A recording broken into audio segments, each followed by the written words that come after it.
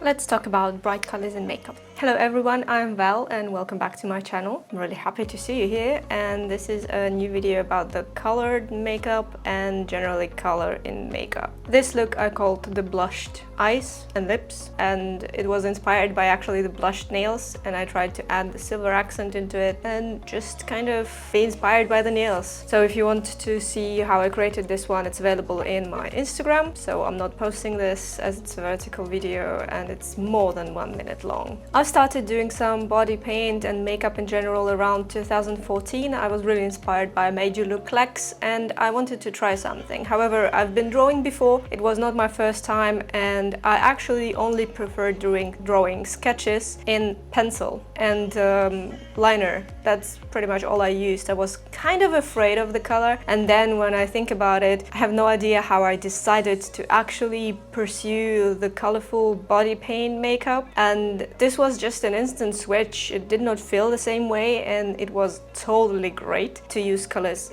on my face. And soon enough I understood that not every color and not every palette behaves the same way, and the output, the payoff of color is not going to be the same for everything and for all palettes and for everything you touch. So I tried to find something that works for me, and honestly I feel like I'm working around all the same palettes all the time, and today I want to do a rainbow, a pastel rainbow in all the colors with the help of this little guy. It's a Pastels palette by Beauty Bay. It's one of my favorites and I use it all the time. So let's begin with removing the previous makeup and starting with a fresh canvas. So this is my definition of the fresh canvas. I only conceal my face. I don't usually use foundation because concealer is all I actually need, and I like to experiment with different concealers. So this is what I'm starting with, and I will be talking today about the approach to color in general. As a newbie in the makeup world, I was not really sure how to approach things, and I did not know about the possibilities to use different primers and things like that. They were also not really available back then in 2014 in my country. So I had to find other ways, but I knew from the drawing experience that I had that you basically need a block of color before, and then you define it more with shadows and highlights. As usual, technically it's all the same in the makeup. You do it all the same. I stopped doing body art for quite some time. I still do it sometimes, but because it had no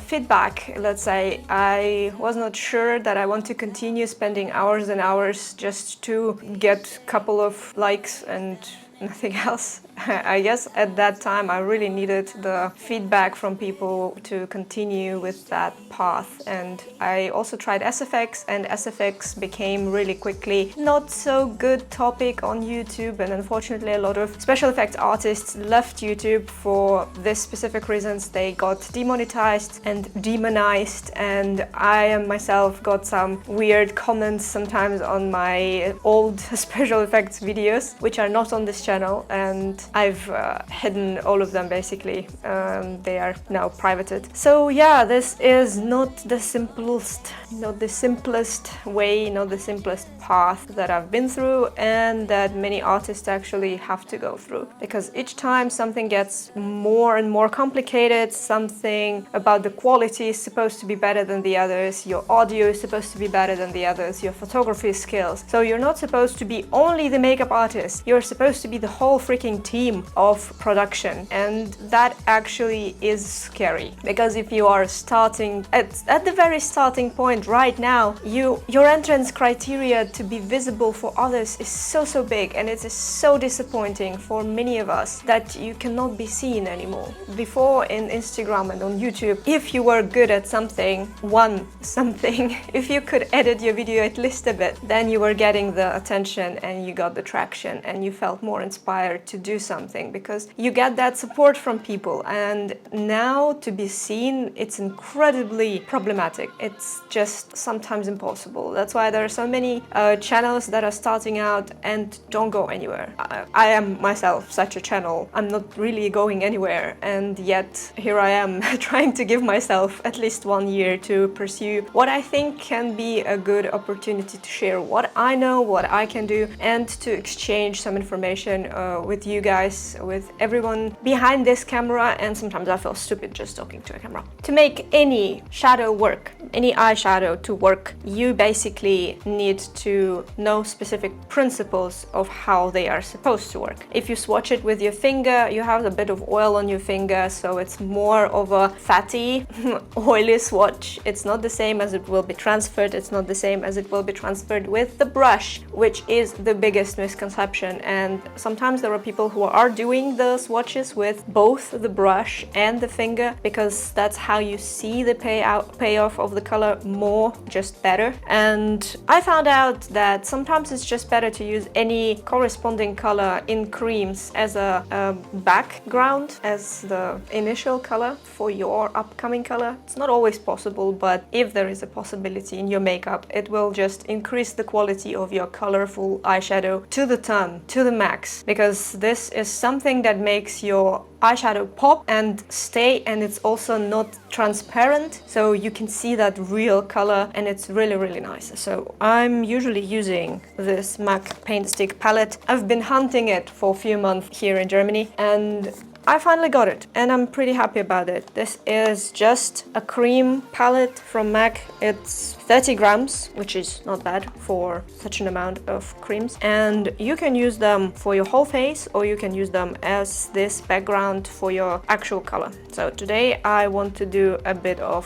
rainbow. To make it a bit easier for myself, I think one eye I will do in the first part of the rainbow and the other eye in the second part of the rainbow. It's just easier that way, I guess. So let's begin filling up the colors on my eyelids. I will also need tons of tiny brushes, so let me get that. Let's take 6. In the Pride flag, I believe it's also 6 colors. They just fit more nicely into makeup as well. So I'm starting with the red from this eye, from the outside. So I'm separating my eye into the red. They're not self-setting, so I don't care about the drying time. This is gonna be my red, which will go into the orange. Orange is gonna take the whole centerpiece of the eyeball, and then I can slightly mix it together here and there, you know. Next color is our yellow. Yellow that I have here is not so bright. I'm mixing it up a bit with the white, so I can have a brighter yellow. And then the same way I'm mixing it between each other with orange. This is the first background for the colors that we will have. Now let's move on into the other eye. It's green, blue and purple, if I remember correctly. Green that I have is actually quite dark, so I'm mixing it with the other green to have a brighter color. Green and blue. And the creams are used just because they are so much nicer mixing together, and you can see it already happening. The creams are not setting themselves, they are staying where they needed to be, and you can just manipulate them until you set them, which is exactly what you need in most cases. And the purple is gonna be the same way. And I'm gonna mix it with blue. Now this background is really, really nice. This is just a clean brush, and I'm gonna mix out the edges of all of them, starting from the lightest going into the darkest, just so it's more diffused and not as harsh. And as you can see, the creams are very nicely mixing. Actually the same color, the same brush I can use for the other eye. Same way, I'm going from the green to the blue and into the purple. If you have something mistaken, you can just fix it with your finger or with concealer, just a bit of concealer, and you're pretty much done. Good, now we can have a bit more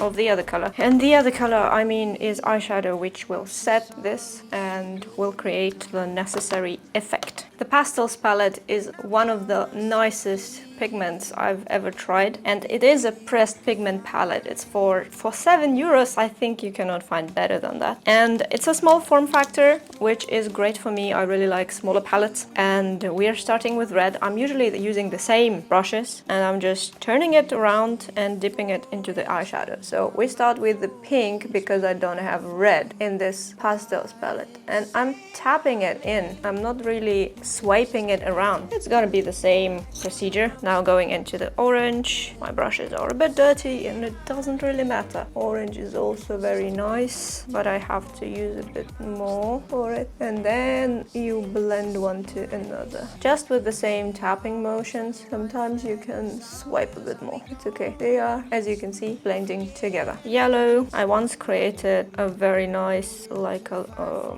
sunshine kind of ray look. It was for a festival last year. It was my sister-in-law and I enjoyed it really much. I think rainbows and festivals are made for each other. And so we have our yellow, the same, absolutely same. It's gonna be on the lower lash line. I'm just going by the bigger areas first, and sometimes I'm just getting back and forth with it so they are nice and not transparent. Yeah, I think that looks pretty good, like my background. And let's move on into the other eye. Green. Let's take Serenity, brighter green. Yep, that's beautiful.